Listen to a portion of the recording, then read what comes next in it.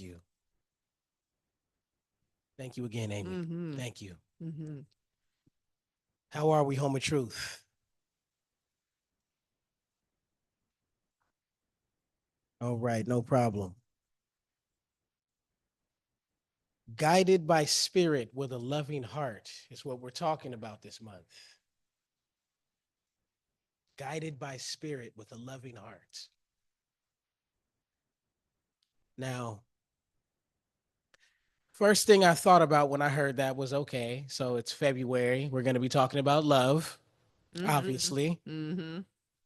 And then I started, my mind wanders. I don't know why, but just I have one of those minds where then I start thinking about just things that have nothing to do with the initial thought. And so I branched off into, well, the Super Bowl is going to be that Sunday too. And Mm-hmm. well, wait a Mm-hmm. minute. Why is the Super Bowl always right before Valentine? Ah, that's it. Okay, now it's starting to make sense. Like Uh-huh. our Valentine is the Super Bowl, and then okay, and then I was like, wait a minute, that has nothing to do with your sermon. But that's how love works. See, love can take us places that we weren't even thinking about going. Love is that vehicle.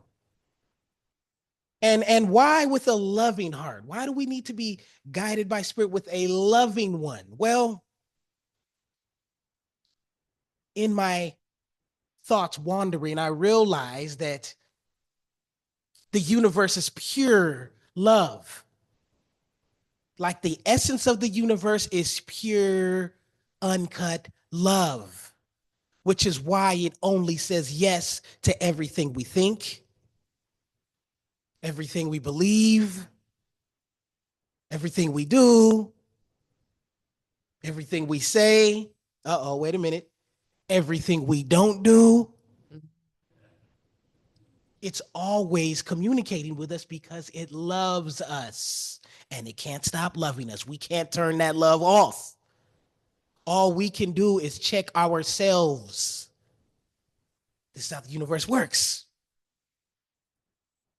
And so I'm thinking about just this loving heart. What does it mean to have a loving heart? Does it mean I just am nice to people all day and I just give of myself and I never use the word no and I'm just fake, and even when I'm not in the best of moods I smile anyway and I never tell people when I'm having a bad mood? Is that really love?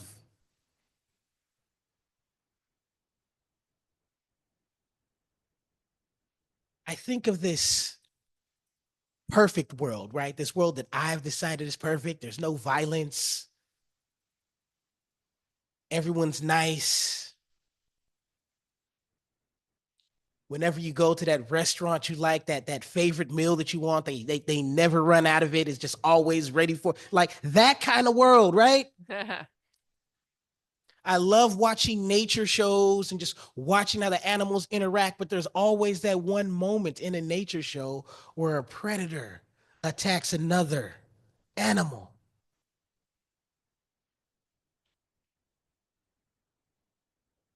What I realized in that moment is that we all have an idea how we want our lives to look. Those are our favorite parts of God.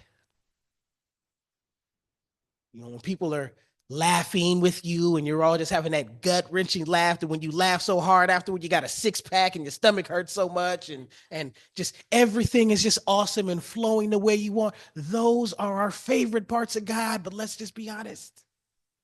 That darkness that we do not like even thinking about or even mentioning, that's God too. Matter of fact, if we really think about it, everything starts in the dark, including us. Mama's belly was dark, and that's what we manifested. The darkness is a beautiful thing. And what I'm realizing about love, especially me, who comes from a very huge and loving family, when you love someone, when you love something, you get to love all of it.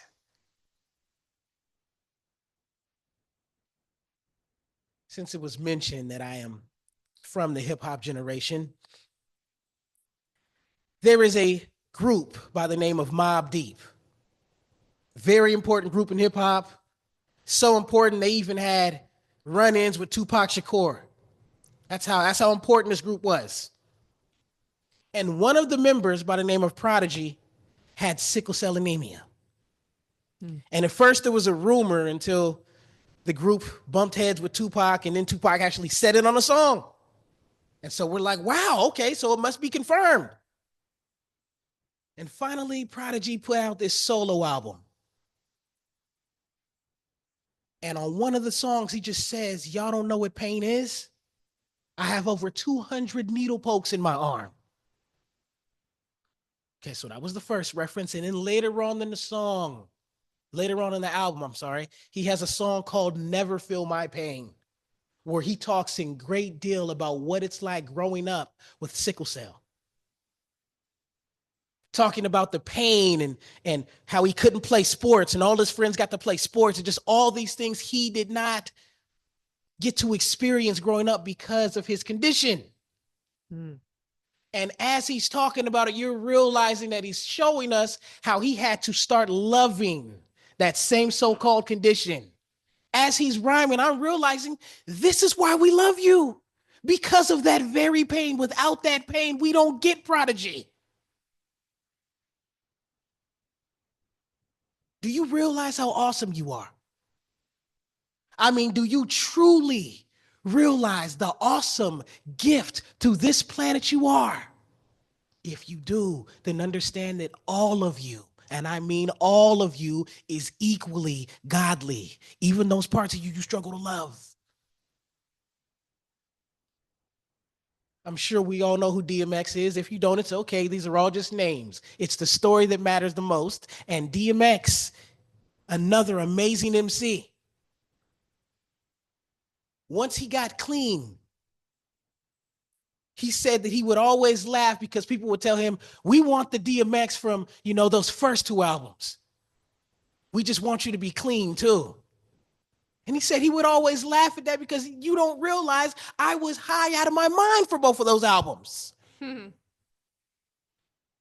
So if you're going to love me sober, you get to love the new me and how my music sounds now. And we get to make that adjustment. That's what love looks like.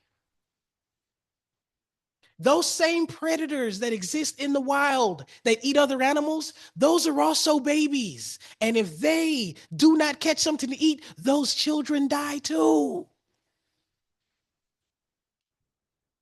Let's just take a moment right now to appreciate the darkness in his life and understand that it has some kind of purpose, even though we may not appreciate it. Everything plays its role.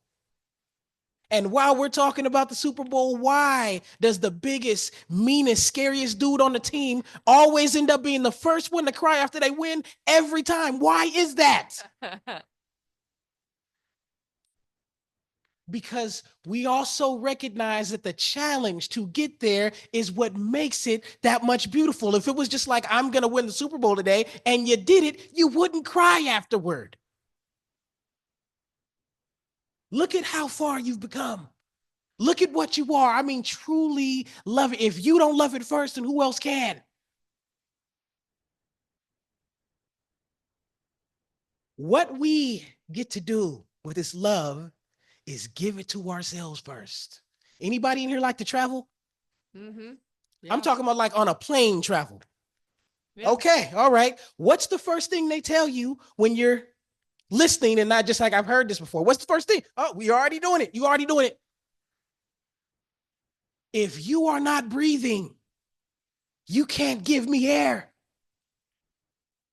You have to give yourself that love first before you even leave the house. Here's what's beautiful about that. The moment you do it, you're already changing lives. You're already showing someone who may lack the consciousness to give themselves that love. Wait a minute. Well, this person seems like they're doing it well. Let me follow them. I remember working as a bank teller at Wells Fargo, the one on 12th and Broadway that's closed now permanently. And something happened to where I put the code in wrong too many times. So now for an hour, that actual safe, we couldn't get in it. And as soon as that happens, my manager, he beatboxed me. Of course, if you don't know what a beatbox is, that's when somebody kind of scoffs at you. When he looked at me, just goes and stormed off, really angry. I am a very sensitive person. I don't like to talk about it. I hide it well, but I can get my feelings hurt very easily. And in that moment, I wanted so badly to have my feelings hurt and be sad the entire day like I would. But for some reason on this day, I listened to that voice that was like, no, I'm not going to do that. I made a mistake. It is an inconvenience to all of us, but I'm not about to have a bad day the whole day because you decided I should. I'm not going to do it. I didn't even realize I had that option all these years of my life. I thought that you're supposed to just beat yourself up whenever you inconvenience someone. It changed my life. Like literally, I don't have to be sad all day because you stormed off. But I had to already be full of that love of the universe before I even got to work to even think that way. Did you not know you deserve it? See, that's the hard part for me, just knowing that I actually deserve what it is I desire. But you do. That's why you desire it. Because it's a part of you. It's because you're supposed to have it. It's love at first sight. That's why you desire it. You deserve it. But me telling you deserve it all day is not going to get you to accept it into your life. You have to know you deserve it. Guided by spirit with a loving heart. That means that there is a cosmic GPS in your consciousness right now, leading you and what you desire to each other right now as we speak. But it's powered by love. It's the only way you activate. It's powered by love. Now, let's just think about how things show up in our lives, even the things we don't want. Whatever you think about passionately and regularly, it always shows up in your life all the time. Just think about it. Back when we were teenagers and, doing stuff we not supposed to do, and somebody mentions the police. Why would you say that, homie? Don't mention the police. Because we consciously know that if you mention the police, we're going to see them. I'm talking about teenage stuff. You remember that. You don't have to be embarrassed. We all did our thing. Sneaking out the house and going to the party you're not supposed to go to, whatever it is. As soon as you worry about getting caught, you get caught. This is why we're supposed to bring our young adults to these services so they can learn how to manipulate this kind. Once I learned how to manipulate the conscious, my parents knew what I was doing, but they were like, okay, but at least you got the principles. We know what you're doing, but at least you have the principles. That was the option my mother gave me. If you can show me the spiritual message in these explicit lyrics you're listening to, I'll let you hear the song. So I had to learn how to do that.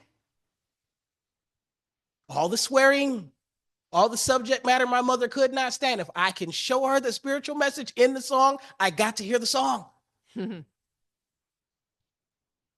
This is loving that darkness as well because it's a part of you. The times you embarrassed yourself, the times where you really thought that just everything was going to end and you just threw yourself to the floor and just, I am ready for it to all. And we've all had those moments. You get to love those moments. It's all a part of you. All the great blessings came through pain anyway, including you. Ask your mama. Somebody had to hurt for you to be here. And look at the blessing you are.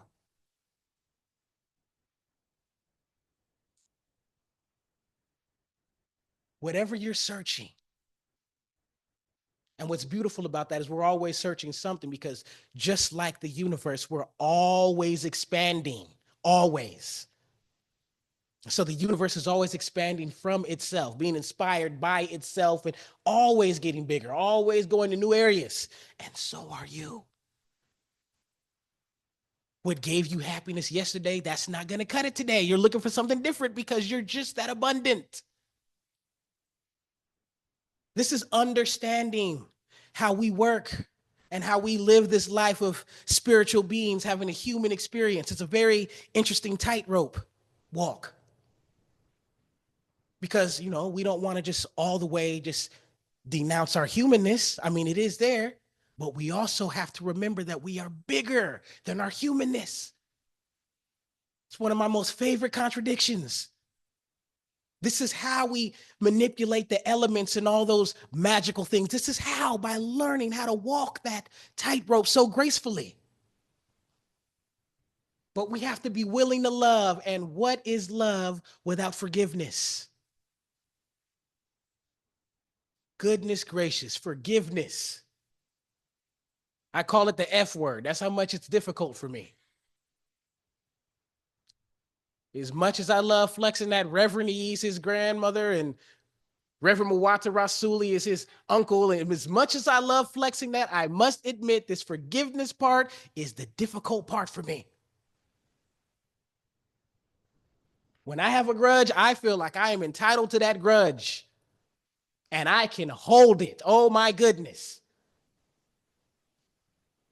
But right now, what I'm realizing in my life, I'm in a very interesting transformation process where I get to rely on so many people. And when they offer me help, I'm in no position to say no.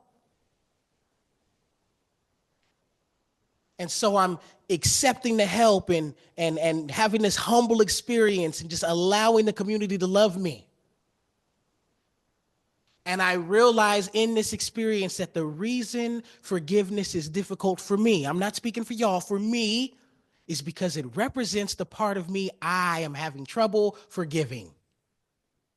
And so it's easy for me to hold you in jail because, well, I'm already holding myself in jail. Mm-hmm. And if you talk to anyone who's worked in the prison system, they will tell you in order for someone to be in jail, you have to be in jail with them. You have to check on them every day, make sure they're still there. You got to feed them. You got to remind them that they're supposed to not be enjoying this process. You have to be in jail with them. People don't talk about how many correctional officers have all kind of ailments going on with them because it's so easy to take that job home. Forgive yourself. Forgive yourself. Your so-called mistakes are awesome anyway. Forgive yourself. The human side of you called it a mistake. The God side of you looks at that as just a necessary part of the divine. You don't become an amazing boxer unless you learn how to get hit. After you've been hit, you get good at not getting hit, but getting hit is part of the process. When you're looking at Muhammad Ali dance so gracefully around that ring, you're looking at someone who got hit a lot. And learn how to not be. Forgive yourself. Forgive whoever you're holding that grudge with. What they cannot stop the blessings that you have waiting on you. But in order to navigate this beautiful experience called life, in order to navigate it gracefully, your heart has to be light. Remember what Erykah Badu said about the bag lady? Bag lady, you gonna hurt your back? Dragging all those bags like that? Oh, wait, that's a metaphor. She's talking about baggage. And we all have it. Mm-hmm. And we all want new things in our lives, new, fresh, just new things, new people. But how can I invite someone new in my home when the luggage of the last person is still there for them to trip over? Mm-hmm. As soon as we clear that out, it creates a vacuum in the world, in the universe, in your life. And it has to be replaced. This is why the circulation of money is important, because the circulation of money is what keeps money relevant. It comes back to you, especially when your intention is love. Doesn't matter what you do with it. Does not matter. You asked me if I had some spare change and I gave you what I gave you with love. I don't care what you do with it because it's already blessing me. Let's stop worrying about what people are doing. If we check our own stuff, we're already creating a world that works for everyone. What if everyone is doing what they're supposed to? And the pitfalls we see them taking every day is necessary for them to get to wherever they're going. What if? Mm. When you grow up in a big family, you all get assigned chores and stuff. It was always that one cousin or sibling who, mama tell them something, then they go back and tell everybody they have to do it too. No, no, no, no, no, no, hold on. Mama told you to wash the dishes, okay? I'm finishing my cartoons. And when it's my turn to do whatever I'm asked to do, then it'll be my turn. But do not come here expecting everyone to do the chores that you were assigned to. We're all playing our part. That's what got me over. Oh, well, how come he gets to just stand there in the corner and have his beer while I have to go to work? Do not worry about that. It's none of your business. Stick to what makes you happy. Live a life of love. That's your job. That's your assignment. I don't like to show up to a party that has a theme and I'm outside that theme. I don't like to do it. This life we're living here, the theme is love. Are you wearing an outfit of love? Are you decorated in your outfit of love? Are you? Did you come to the party ready to love? Understand that it is also the best weapon you have in your arsenal. Love disarms everything. Cool little story about how I grew up. A lot of these youngsters today do not realize, but it was not always cool to be from different cities, different neighborhoods, and just go to those places. Not when I grew up, especially in the 90s. You couldn't just do that. It's a lot better now, but you couldn't just do that. You had to know somebody there. You had to have a reason. And 23rd Avenue and 35th did not really get along back then. But for some reason, I would always meet a girl I liked who lived on 35th. And so you walk her home and you looking around, you trying to act like you're not nervous when you know you are. And this one particular day, I'm walking this young lady home and I see this guy who I go to school with, and of course we know where each other's from. And he sees me and his mouth is watering. And as I'm walking with her, he just walks up and he just flinches with his homeboys. He has like two homeboys with him. He just goes, "What's up?" And we know what that "what's up" means, right? Well, I'm in no match for three guys when I'm all in lovey-dovey mode looking at this young lady here who I'm just Twitter-pated about, right? I don't want to fight right now. How can I handle this situation? All I knew to do in that situation was to answer back with love. So his "what's up" got a "hey, what's up" for me. And of course, he didn't like it because he realized that I flipped it on him, but he couldn't really do nothing about it. It was like, "Hey, I said what's up back," and he did not know how to react. It was disarming. He was coming from that dark place that I'm ready to hurt someone. I'm ready to inflict pain on someone because I'm in pain. And all I did was meet that same reaction with love and went to that very place where he was wounded. And hey, I'm not here to hurt you, bruh. You don't got to worry about that. You don't got to worry about why I'm in your neighborhood. I am here for love. It irritated him because he wanted so badly to fight me, but he couldn't. When you meet that same darkness with love, it lights up the room. You have to find your style of doing it. It takes practice. All I'm saying is try it. When someone meets you with their bad attitude, try it. Try to go to that place where they're wounded at, because that's all they're really doing is saying, "I really need somebody to hug me." The times where I'm in a bad mood, trust me, I really just want to say, "Can somebody hug me?" That's why Raider fans are angry all the time, because we need hugs. But you can't be a Raider fan and say, "Hey, somebody hug me." You can't do that. So we put our black on and we mean mug everybody. But the truth is, if you are a Raider fan, you need a hug.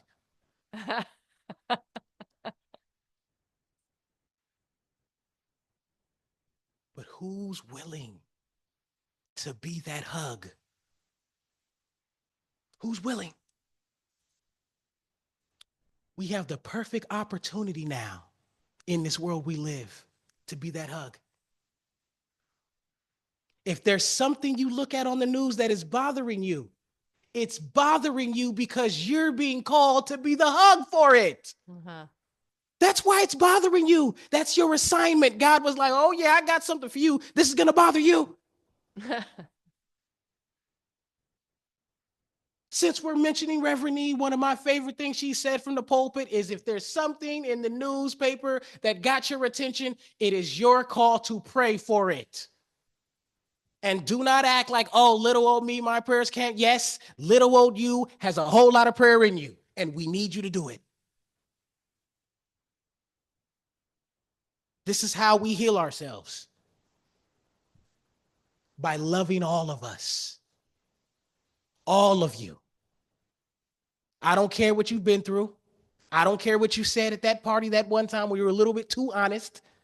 I don't care about how you handled that confrontation, how you feel like you could have done it. I don't care. Love is in real time. Love is in the now. Mm-hmm. There's not a person in this room, in this city, in this state, on this planet who does not have a past that they think about all the time. We all have it. But what if we just drop those bags right now and continue to navigate this world with a loving heart? What if we did that? What's beautiful about today and all these techie kids is you have a compass on your phone. You have a hairbrush. It's the new Swiss Army knife. You have everything on your phone. I remind my son every day, though, just like out of nowhere, you had to go to school on a computer and did not see your friends in real time for a good 2-3 years. Do not think that whenever they feel like it, they can just say, let's do an experiment and take away the internet from you. Learn how to use a compass. Learn how to use a map. Now, of course, this is me speaking from fear, but I'm just letting him know that, hey, there is an intelligence in you that does not have to rely on something else outside of you. You have a GPS built in you. Love is how you activate it. Namaste. Mm-hmm. Yeah. Thank you. Mm-hmm.